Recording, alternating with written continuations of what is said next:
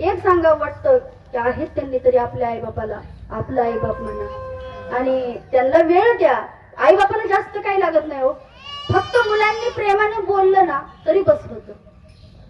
आईबापाला काय लागतं, त्यांनी आजपर्यंत केलं हे सगळं आपल्यासाठीच केलेलं असतं. वडील तर काय घेऊन जातात हो, एवढ्या मोठ्या इस्टेटीचा एकाएकी केला मिराशीची धनी कडी वागवणी भारताने. आज तुमची एवढी मोठी इस्टेट आहे आणि वडील सहज तुमच्या नावावर करून देतात. ते काय घेतात आपल्याकडून, काहीच नाहीत घेत. पण त्यांना फक्त एक अपेक्षा असते की माझ्या बाळांनी माझ्याशी चांगलं बोललं पाहिजे, माझ्या बाळांनी माझ्याशी बोललं पाहिजे. आई बापाला फक्त एवढीच अपेक्षा असते. आणि आई बापाशी आपण प्रेमानं वागलं पाहिजे. आई बापा आहेत तोपर्यंतच कदर केली पाहिजे, गेल्यानंतर काही उपयोग नाही.